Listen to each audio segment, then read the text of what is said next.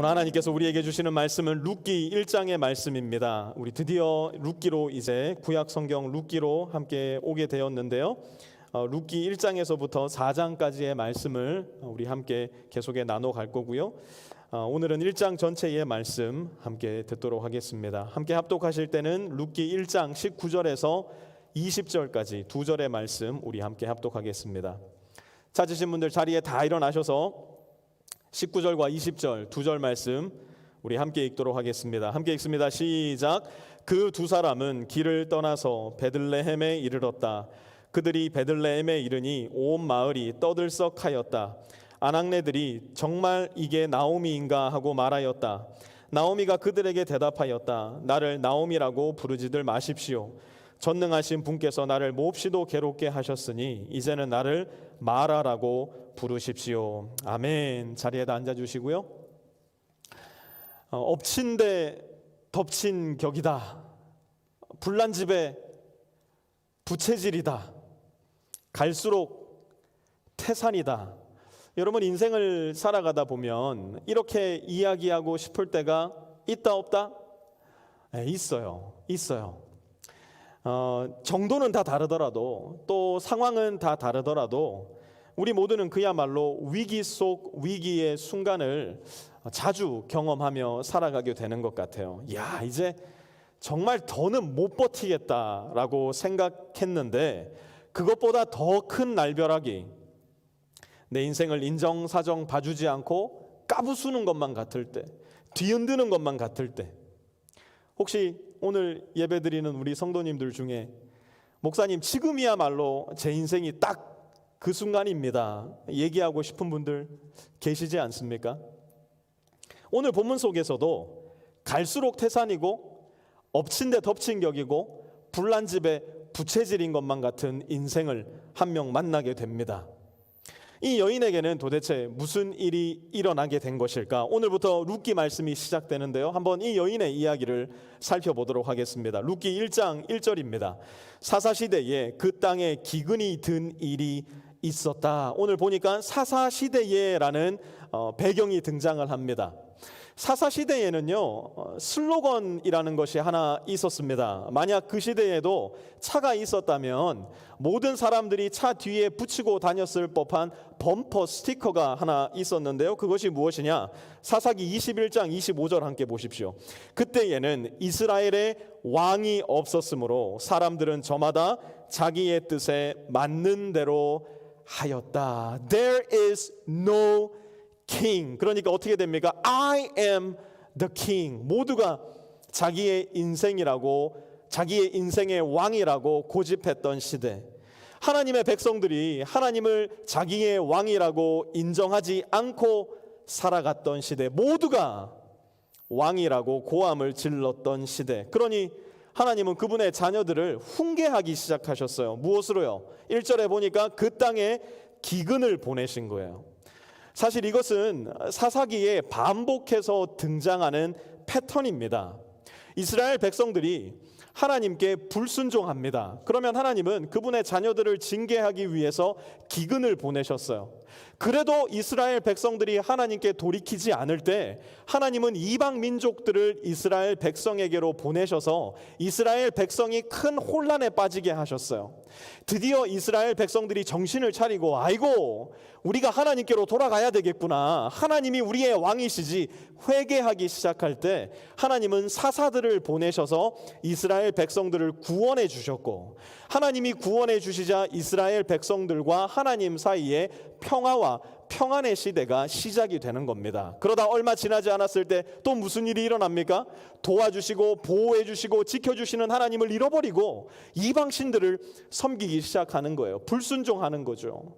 사사기에는 계속해서 이러한 패턴이 반복해서 드러납니다. 오늘 본문도 바로 그 맥락 속에서 시작하고 있는 말씀이에요. 그때에 사사시대에 무슨 일이 일어났느냐? 1절 이어서 봅니다. 그때에 유다 베들레헴 태생의 한 남자가 모압 지방으로 가서 임시로 살려고 아내와 두 아들을 데리고 길을 떠났다. 사사시대 범퍼 스티커 정신을 그대로 계승받은 유대 베들레헴 태생의 한 남자가 하나님을 왕으로 모시고 살지 않고 지가 왕이 되어서 사니까 무슨 일이 일어났냐? 하나님이 떠나지 말라 말씀하신 그 약속의 땅을 너무나 쉽게 떠나버리고 만 겁니다. 2절 이어서 보십시오. 그 남자의 이름은 엘리멜렉이고 아내의 이름은 나오미이며 두 아들의 이름은 말론과 기럐이다. 그들은 유다 베들레헴 태생으로서 에브랏 가문 사람인데 모압 지방으로 건너가 거기에서 살았다. 여러분이 엘리멜렉이라는 이름은요, 너무 아름다운 뜻을 가지고 있는 말이에요. 엘리는 나의 하나님이라는 뜻이고요, 멜렉은 왕이라는 뜻입니다. 그러니까 두 단어를 붙이면 나의 하나님 왕, 이어서 말하면 나의 하나님은 왕이십니다라는 뜻을 가지고 있는 이름이었어요. 그런데 나의 하나님은 왕이시다가 지금 온 가족을 이끌고 어디로 갔다고요? 모압으로 가서 살았어요. 이름은 나의 하나님은 왕이라고 이야기하고 있으면서 그의 삶은 전혀 하나님이 나의 왕이 되지 못한 삶을 살고 있었던 것이에요. 그러니 무슨 일이 일어났을까요? 3절 보세요. 그러다가 나오미의 남편 엘리멜렉이 죽고 나오미와 두 아들만 남았다.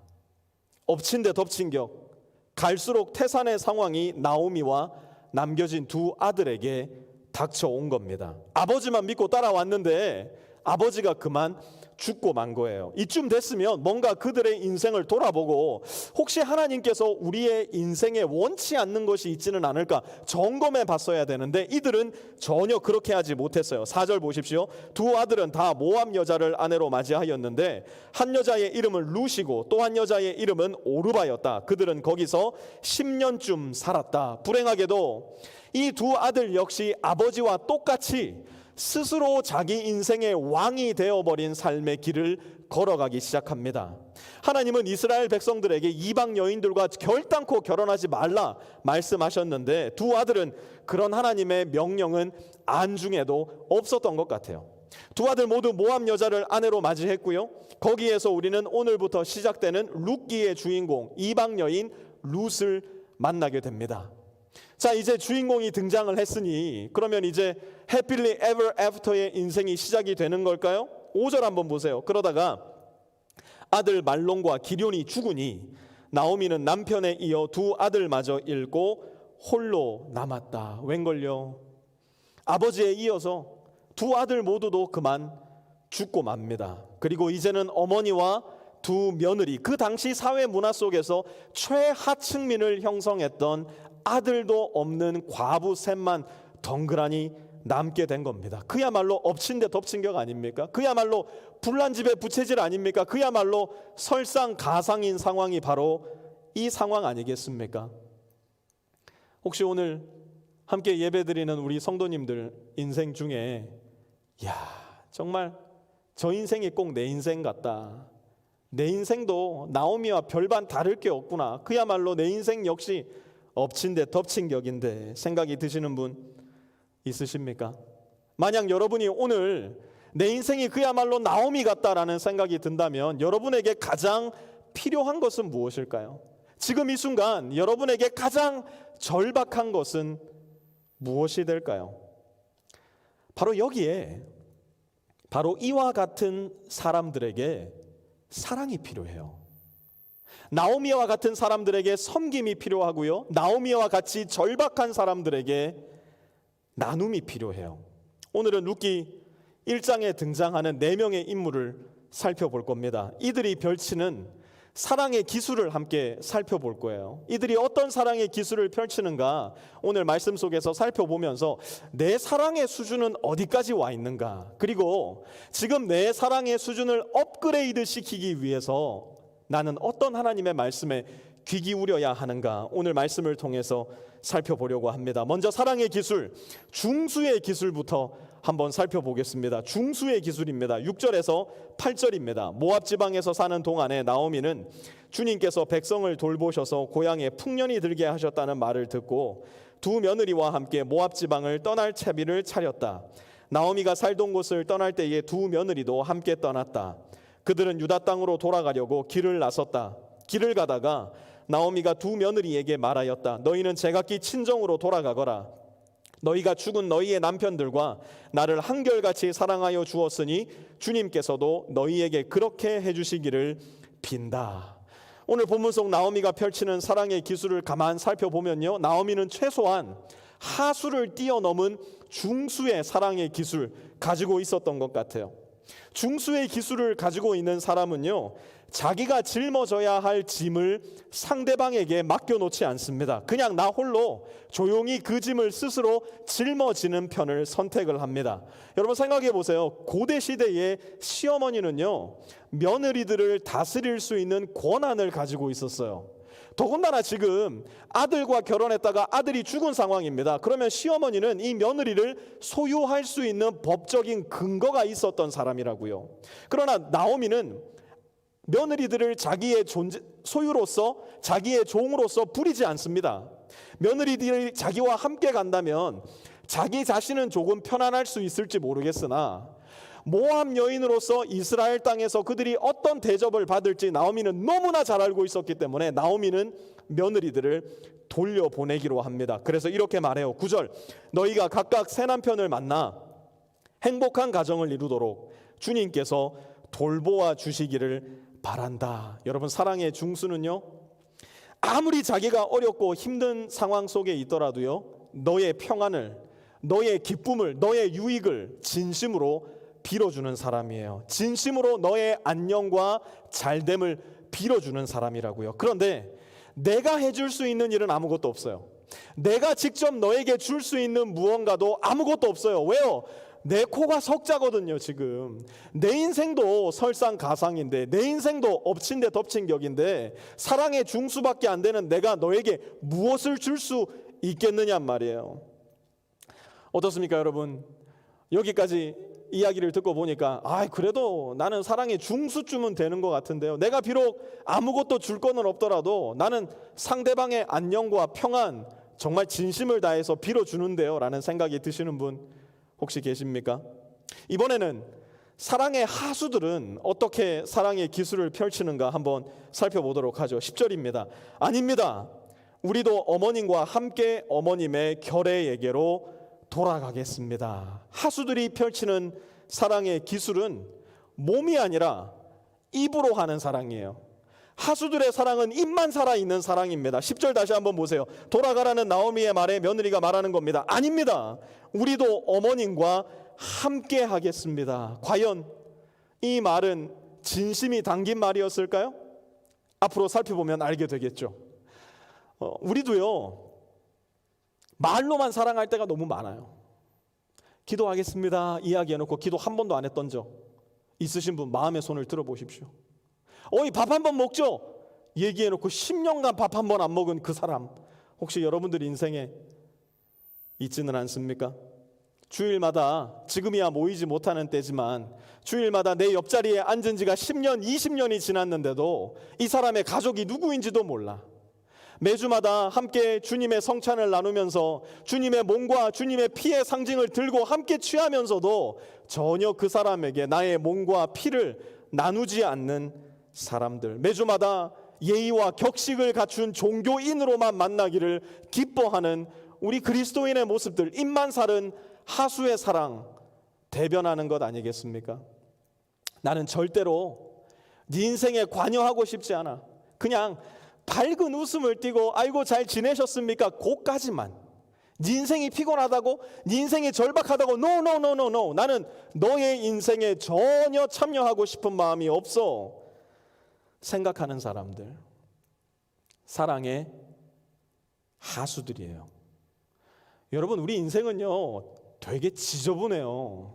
우리 인생은요 되게 기구하고요, 전혀 예상치 못했던 어려움과 고통과 혼란을 겪게 될 때도 대단히 많이 있을 거예요. 결코 깔끔하게 다듬어지지 않고 잘리지 않는 것이 여기 있는 저를 비롯한 우리 모두의 인생의 특징이라고요. 그러니 우리에게는 그 누구라 할지라도 서로가 필요해요. 서로가 서로의 인생에 깊이 관여해야 되고, 서로가 서로의 인생에 나의 손을 뻗어서 그들을 일으켜 줄 줄도, 땡겨 줄 줄도, 밀어 줄 줄도 알아야 되는 것이 바로 우리 인생의 특징이에요. 그런데 사랑의 하수들은요, 너의 지저분하고 너의 거추장스러운 삶의 모습을 볼 때 그들의 필살기를 사용합니다. 그들의 필살기 이름이 뭐냐? 바로 떠남이라는 기술이에요. 떠남. 14절 보세요. 마침내 오르바는 시어머니에게 입맞추면서 작별 인사를 드리고 어떻게 했대요? 떠났다. 오늘날 교회 안에서, 신자들 안에서도 너무 자주 쓰이는 필살기 아닙니까? 아, 진짜 저 형제 마음에 안 드네. 야, 진짜 저 집사님은 왜 저래? 아니, 우리 목사님은 왜 저렇게 핵 노잼이야? 교회를 떠나버려요. 공동체를 너무나 쉽게 떠나버리는 일들이 오늘날 우리 그리스도인들의 삶 가운데 적지 않게 일어나고 있는 게 사실이에요. 심지어 이런 하수의 기술이 어디까지 틈타고 들어온 줄 아세요? 우리 가정에까지 틈타고 들어온 거예요. 아, 우리는 성격이 안 맞아요. 입맛이 안 맞아요. 자녀를 양육하는 육아의 방식이 안 맞아요. 그러니까 어떻게 해버립니까? 서로가 서로를 떠나버리고 마는 거예요. 그것이 너무나 당연하다는 듯, 그것이 마치 나의 권리가 된다는 듯 주장하는 하수의 기술을 펼치는 사람들, 나 자신을 사랑의 중심에 두고 내 자신이 사랑의 왕이 되어버리니까 내 감정이 이끄는 대로, 나의 선택이 이끄는 대로 기꺼이 떠남 기술을 시전하는 사랑의 하수들, 이런 사람들은 진짜 사랑 근처에는 가보지도 못한 채 그저 사랑의 주변을 빙빙 맴도는, 어찌 보면 가장 가련하고 비참한 사람이 되고 마는 거예요. 시어머니를 떠나는 오르바의 모습 속에 혹시 저와 여러분의 모습이 언뜻 비춰지는 것 같지는 않나요? 하수의 기술, 나를 중심에 놓고 너의 고통에 결단코 참여하지 않으며 기회만 있으면 떠나버리는 사랑, 하수의 기술입니다. 이어서 고수의 기술도 한번 살펴봤으면 좋겠는데요. 사랑의 고수는 어떤 기술을 사용할까? 14절 이어서 보십시오. 그러나 룻은 오히려 시어머니 곁에 더 달라붙었다. 사랑의 고수가 사용하는 필살기가 뭐냐? 바로 달라붙 기술이에요. 사랑의 고수는요, 착하고 달라붙습니다. 무슨 일이 있어도 너를 놓아주지 않을 거야. 무슨 일이 있어도 너를 홀로 아픔 가운데 남겨두지 않을 거야. 사랑의 고수는 다짐하고 자기 자신을 헌신합니다. 14절에 보니까요, 더 달라붙었다라고 하는 말이 등장을 하는데요, 여기에서 이 더 달라붙었다라고 번역된 히브리어는요, 다바크라는 단어입니다. 다바크라는 단어가 어디에 쓰인 단어냐면요, 물고기 비늘, 물고기 몸에 붙어있는 비닐에 사용되던 단어가 바로 이 다바크라는 단어입니다. 저는 낚시를 되게 좋아하는데요, 제가 낚시하고 되게 싫어하는 게 있어요. 그게 뭐냐면 잡은 물고기 손질하는 거예요. 이거 진짜 힘들어요. 왜냐하면 열심히 손질한다고 다 손질해놓고 매운탕 끓였는데, 매운탕 끓이고 보면 국물 위에 뭐가 떠다닐까요? 다 벗겼는데 어디서 이 비늘이 나왔지? 비늘이 둥둥 떠다닙니다. 먹기 싫다 그래요. 열심히 잡고 열심히 벗겨서 만들어놨는데 먹기 싫다 이야기할 때 정말 가슴이 아프죠. 아무리 물고기 잡는 걸 좋아해도요, 이 비늘 벗기는 거 좋아하시는 분 저 단 한 명도 못 만나봤습니다. 이 비늘이 잘 안 벗겨져요. 아무리 열심히 벗겨도, 그 비싼 도구 사가지고 벗겨도요, 비늘이 잘 안 벗겨집니다. 이 비늘들이 물고기 살에 단단히 들러붙어 있기 때문이에요. 지금 룻이 시어머니 나오미를 향해 사용하는 기술이 바로 이 다바크 기술, 더 달라붙기 기술인 거예요. 절대로 어머님을 떠나지 않겠다고. 어떤 상황이나 환경이 우리 사이에 놓일지라도 나는 어머님을 홀로 보내지 않겠다고. 룻의 이야기를 계속 한번 들어보세요. 16절요. 나더러 어머님 곁을 떠나라거나 어머님을 뒤따르지 말고 돌아가라고는 강요하지 마십시오. 어머님이 가시는 곳에 나도 가고 어머님이 머무르시는 곳에 나도 머무르겠습니다. 여러분 잘 보세요. 어머님이 가시는 곳, 어머님이 앞으로 머무시게 될 곳, 그곳은 어딜까요? 유대 땅이에요. 유대 베들레헴이에요. 룻은 한 번도 모압 땅을 떠나보지 않았을 거예요. 유다 백성이 이방 사람들을 얼마나 무시하는지, 얼마나 비천하게 여기는지도 너무나 잘 알고 있었을 거예요. 그럼에도 불구하고 나는 어머니와 함께 하겠다라고 룻은 선언합니다. 왜 그럴까요? 고수의 두 번째 기술, You need me라는 기술이 있었기 때문이에요. 내어줌의 기술, 너를 위해 내어줌의 기술이 사랑의 고수에는 있어요. 너가 날 필요로 한다면 나의 시간, 나의 돈, 나의 체력, 심지어 나의 젊음까지도 나는 당신을 위해 드리겠습니다. 바로 고수들이 할 수 있는 기술이에요. 우리도 룻에게서 이 기술을 좀 배울 수 있었으면 좋겠어요. 우리 남편들 이 기술 좀 배웠으면 좋겠어요. You need me. 내가 당신을 위해 나를 내어줄게. 우리 아내들 남편을 위해서 이 기술을 배울 수만 있다면, 우리 각 가정에 얼마나 아름다운 천국이 임할까? 고수의 기술, 고수의 기술. 우리는 다들 I need you라는 말만 주구장창 외치는 특징이 있는 것 같아요. 사랑을 노래하는 유행가 가사에도 보면요, I need you라는 가사가 얼마나 많은지 몰라요. 제가 한번 혹시나 해서 유튜브에 I need you라고 쳐봤더니요, 뭐 방탄소년단을 비롯해가지고요, 뭐 엄청나게 많은 가수들이 I need you, I need you 얼마나 많이 노래 불렀는지 몰라요. 그런데 신기하게도 사랑을 노래하는데 그 누구도 You need me라고 이야기하지 않아요. 왜 그럴까요? 우리는 사랑을 내 중심에 놓기 때문에 그래요. 내가 널 사랑하니 네가 나한테 와서 나를 섬겨. 내가 널 사랑하니까 네가 나한테 와서 나를 위해 죽어 라고 이야기하는 시대가 바로 우리의 시대이기 때문이에요. 무슨 뜻입니까? 우리 모두가 하수의 기술에만 머물러 있는 거예요. 하수의 기술에 머물려서 모두가 사랑의 변두리만 맴도는 잘못된 사랑을 하고 있는지도 몰라요. 사랑의 고수는요, 상대의 필요, 상대의 감정, 상대의 결핍을 항상 먼저 생각합니다. 이런 사람은 눈치를 안 봐요. 상대방이 나를 어떻게 생각할까 절대로 고민하지 않아요. 너의 반응이 중요한 게 아니라 너의 필요가 더 중요하기 때문이고요, 너의 반응에 내 사랑이 좌지우지 되는 것이 아니라 너가 가지고 있는 결핍을 내가 채워준다라고 하는 헌신이 사랑의 고수 마음 가운데는 굳건하게 심기어져 있기 때문이에요. 룻의 헌신적 사랑에 나오미는 이렇게 합니다. 18절 이어서 보십시오. 나오미는 룻이 자기와 함께 가기로 굳게 마음먹은 것을 보고 더 이상 말리지 않았다. 아니, 룻이 이렇게 큰 희생을 감수해 가면서 시어머니를 따라가기로 했다면 최소한 나오미는 고맙다라고 인사라도 해야 되는 거 아닙니까? 이거 룻으로서는 굉장히 마음 상하는 일 아니에요?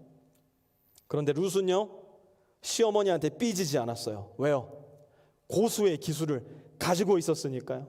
사랑의 고수는 상대방의 반응에 따라 자기 사랑의 수위를 조종하지 않으니까요. 그렇다면 룻은 도대체 어디서 어떻게 이런 결정을 내릴 수 있었던 것일까? 도대체 룻은 어떻게 사랑의 고수가 되어 있었던 것일까? 룻은요, 하수와 중수와 고수의 사랑을 모두 뛰어넘은 사랑의 지존자를 바라보고 있었기 때문에 고수의 사랑을 배울 수 있었어요. 16절로 돌아가서 룻의 이야기를 조금 더 들어봅시다.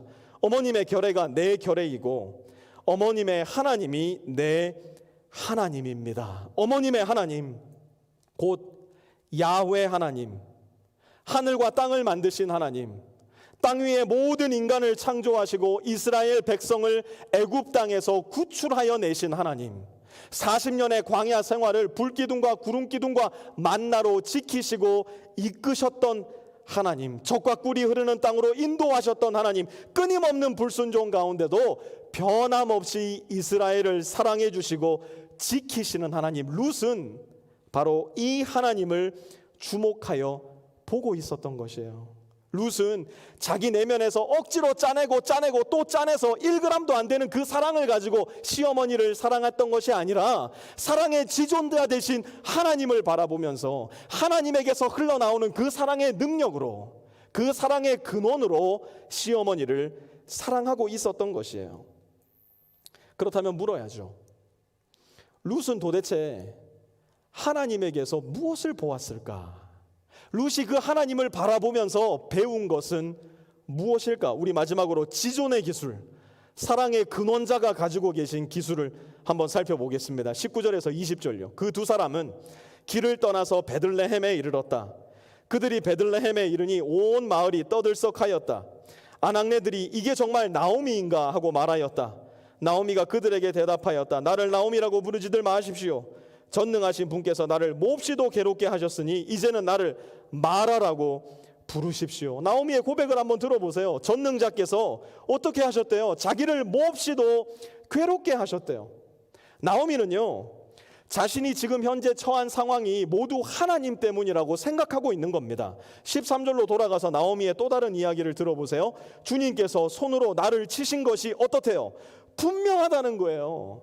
나오미는 지금 확신에 차서 말합니다. 내가 지금 이 모양 이 꼴이 된 이유, 이것은 모두 하나님 때문입니다. 하늘을 향해서 나오미는 손을 높이 들고 주먹을 뒤흔들면서 하나님께 삿대질하고 있는 거예요. 그것이 나오미가 지금 현재 그의 인생을 해석하는 관점이에요. 21절도 보면요, 전능하신 분께서 나를 불행하게 하셨는데, 나오미는 지금 그가 겪고 있는 모든 인생의 위기와 고통들이 다 하나님 때문이라고 끊임없이 이야기하고 있는 거예요. 자식을 키우다 보면 좀 어이없고 실망스럽고 조금 더 밀어붙이면 슬플 때가 있어요. 아이한테 필요한 모든 것을 다 공급해 줬는데 아이는 이해하지 못할지라도 부모의 지혜로서 이건 지금 필요하겠구나, 여기에는 이것이 필요하겠구나, 모든 것을 미리 앞서서 공급해 주고 제공해 줬는데 지가 시간을 못 지키고 지가 약속을 못 지켜가지고 학교에서 친구들 사이에서 혹은 교회에서 곤란에 빠지게 될 때, 이런저런 어려움을 겪게 될 때 아이들이 부모를 향해서 흔히 하는 이야기가 뭐예요? 이게 다 아빠 때문이라고, 이게 다 엄마 때문이라고, 아빠 엄마가 책임지라고 그냥 문을 쾅 닫고 방에 들어가서 엎어져 울기 시작할 때, 우리 애들은 안 그렇습니다. 제가 생각해 보니까 좀 저희 어머니 아버지한테 그렇게 했던 것 같아요. 그렇게 할 때 우리 부모된 입장이 어떻습니까? 조금 억울해요. 조금 분하기도 해요. 화가 막 치밀어 올라오기도 합니다. 그럼에도 불구하고 우리 부모님들 어떻게 하십니까? 먼저 방 앞에 서서 들어가도 돼? 먼저 방문을 두드려요. 침대에 엎어져 울고 있는 아이 머리맡에 앉아서 왜 그래? 아빠가 어떻게 도와줄 수 있어? 엄마가 어떻게 해주면 좋겠어? 부모는 잘못한 게 하나도 없다니까요. 그럼에도 불구하고 부모는 늘 아이의 시선으로 아이의 자리로 내려가 아이의 필요와 아이의 처지를 헤아려주고 도와주고 아픈 곳을 만져주고 위로해 줍니다. 모든 것을 다 잃어버렸다고, 내 인생은 더 이상 기쁨이 아니라 고통이고 쓴물이라고, 내 인생은 텅 비었다고, 이제 그 빈자리에 고통만 가득하다 말하는 나오미에게, 그래서 하나님 아버지를 원망하고 이게 다 당신 때문입니다 성토하고 있는 여전히 하나님 앞에 어린아이 같은 노파 나오미에게 그의 아버지 되신 하나님은 이렇게 하세요. 22절 보십시오. 나오미는 모압 여인인 누구와 함께요? 며느리 룻과 함께 모압 지방에서 돌아왔다. 텅 비었다 말하는 나오미에게 이제 나는 가진 것이 아무것도 없습니다.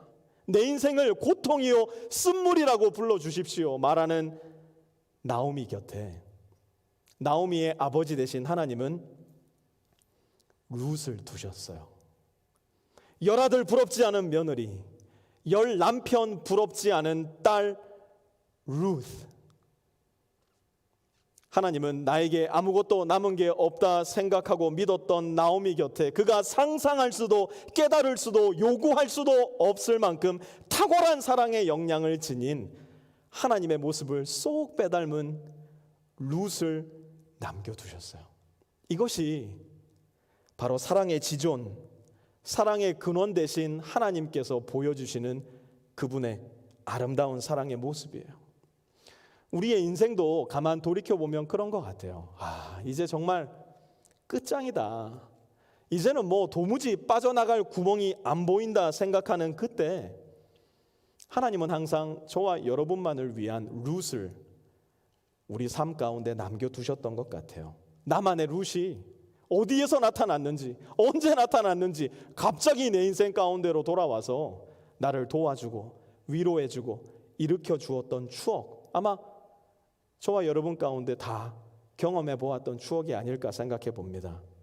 목사님, 최소한 하나님은 저한테만큼은 그렇게 하지 않으셨어요. 여전히 주먹을 불끈 쥐고 항의하고 싶으신 분들도 이 자리에 계실지 모르겠어요. 조금만 더 들어보세요.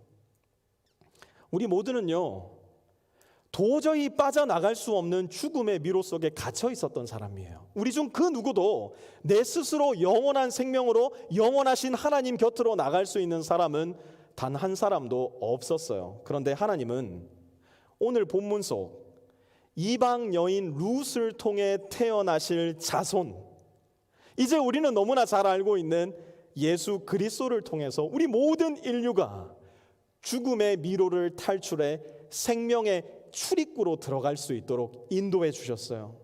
예수님은 사랑의 근원이시기 때문에 우리가 여전히 죄인 되었을 그때 여전히 하나님을 원망하면서 이게 다 당신 때문이요 이야기하고 있는 저와 여러분 그 모양 그 꼴인 인생 가운데로 직접 내려오셨고, 바로 그렇게 하나님을 향해 감히 삿대질을 하고 있는 우리의 영원 불변한 죄를 갚아주시기 위해서 십자가 위에서 우리의 모습으로 죽으셨고, 그렇게 그 예수님은 그분 자신이 사랑의 지존임을, 사랑의 근원임을 저와 여러분에게 입증해 주셨어요. 그리고 사흘 만에 죽은 사람들 가운데서 다시 살아나셔서 여전히 내가 너를 사랑한다고, 여전히 내가 너와 영원히 함께하기 원하신다고 약속해 주셨어요. 이것이 바로 사랑의 지존 대신, 사랑의 근원 대신 우리 주 예수 그리스도의 필살기, 바로 죽기의 기술이에요. 여러분, 사랑은 필연적으로 죽음을 동반해요. 내가 죽지 않고 사랑할 수 있는 방법은 결단코 없을 겁니다. 사랑할 때 우리는 시간을 내어 놓아요. 사랑할 때 우리는 나의 체력을 놓아 놓고요. 사랑할 때 내가 그토록 부들부들 떨고 있는 그 돈도 기꺼이 내어 놓을 수 있게 돼요. 그런데 오늘날 우리 그리스도인들의 삶에 철저히 부재해지고 있는 것이 하나 있으니 바로 죽음을 통한 부활의 삶을 살아가는 것이에요. 다들 내놓으라고만 하니까요. 다들 필요하다고만 하니까요. 다들 네가 와서 나를 섬겨야 된다 고집하니까요. 그러니 그리스도인의 삶에 죽음도, 또한 죽음 이후에 있을 부활도 너무나 부재해버리고 말아졌어요.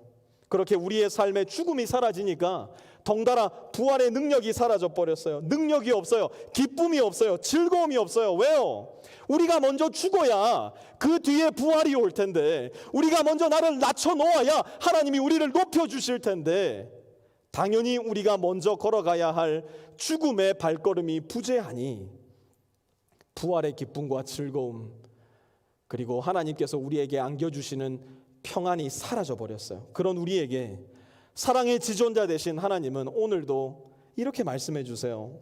나를 따라오려는 사람은 자기를 부인하고 날마다 자기 십자가를 지고 나를 따라오너라. 누구든지 제 목숨을 구하려고 하는 사람은 잃을 것이요, 누구든지 나를 위하여 제 목숨을 잃는 사람은 목숨을 구할 것이다. 십자가가 사라진 기독교, 번성과 인기와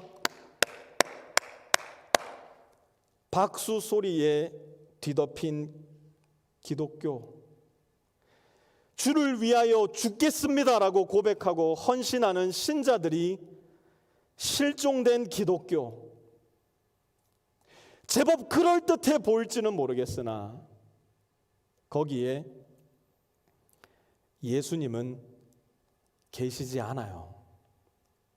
그럼 예수님은 도대체 어디에 계실까요? 이 멋지고 이 화려하고 이 좋은 공간에 예수님이 계시지 않는다면 도대체 예수님은 어디에 계실까요? 오늘 본문 속 과부가 되어버린 룻이 있는 곳에 예수님은 계실 거예요. 오늘 본문 속 남편과 두 아들을 잃어버리고 아무것도 가진 것 없이 고향 땅으로 돌아가야만 하는 비참하기 짝이 없는 나옴이라는 힘없는 여인 곁에 예수님이 계실 거예요. 예수님은 어디에 계실까요? 복음서를 조금만 천천히, 조금만 신중하게 읽어보세요. 예수님은 화려한 성전에 계시지 않았어요. 예수님은 돈 많고 지위가 높고 저명한 사람들 곁에 계시지도 않았어요. 예수님은 늘 가난하고 늘 아프고 무시받고 천대받던 사람들 곁에 계셨어요. 그럼 목사님, 예수님 지금도 살아 계신다는데 그럼 지금은 예수님 도대체 어디 계신 겁니까?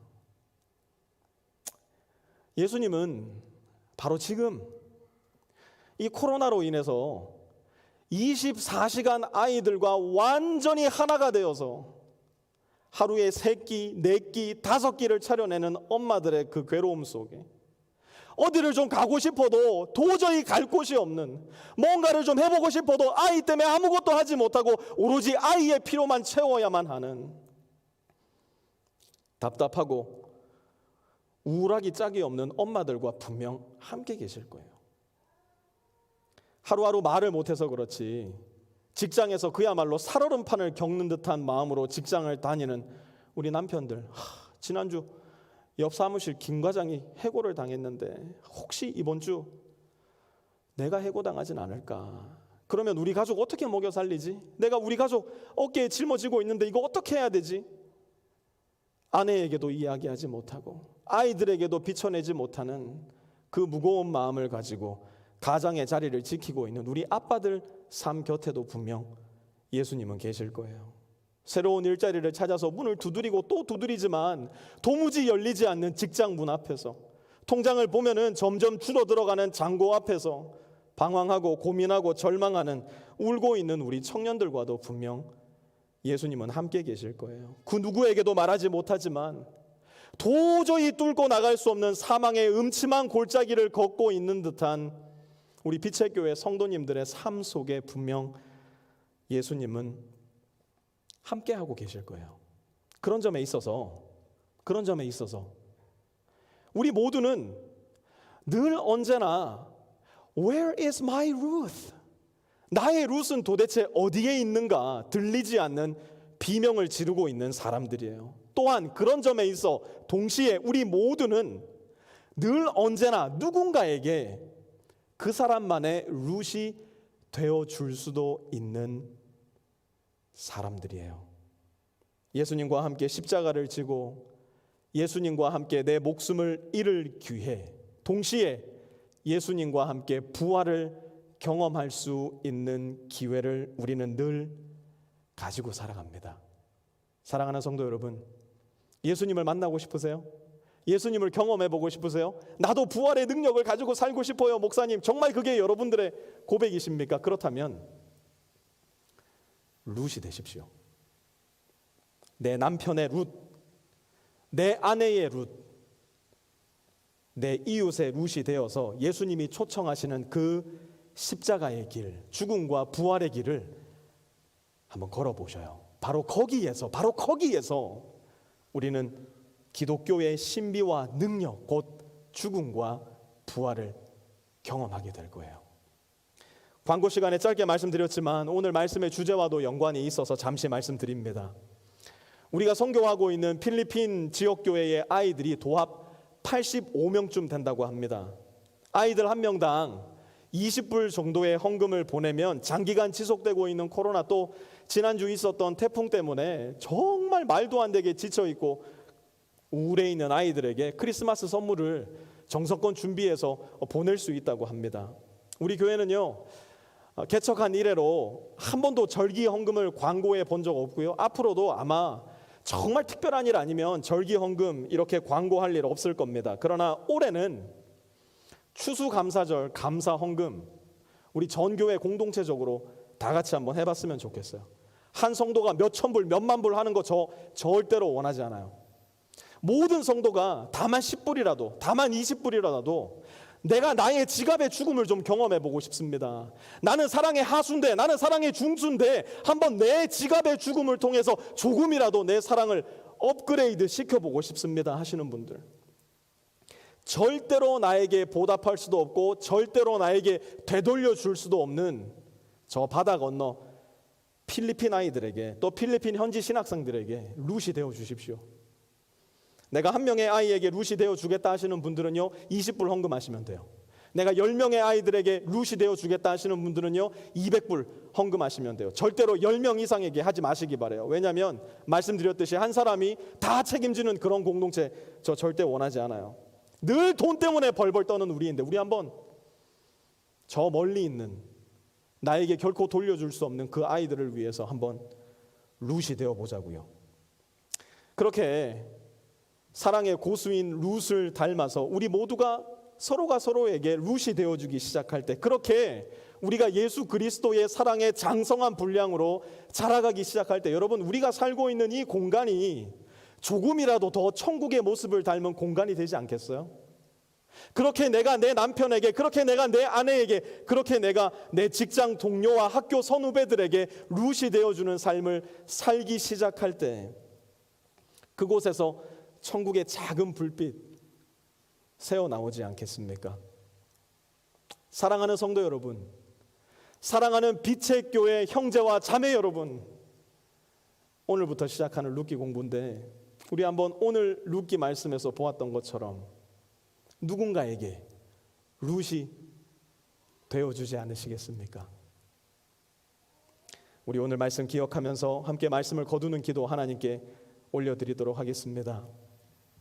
삶의 지독한 고통 속에 주님을 원망하고 주님께 삿대질을 하는 저를 발견할 때가 참 많습니다. 어리석고 미련한 저의 눈을 열어주셔서 제 곁에 늘 계시며 저를 늘 지키시고 사랑해 주시는 하나님을 볼 수 있게 해주십시오. 외로움과 절망, 무엇보다 죽음의 공포 속에 살아가던 저에게 오신 예수님을 기억하게 해주십시오. 나를 대신하여 죽으시고 부활하신 예수님께 더 단단한 믿음의 소망의 닻을 내리게 해주십시오.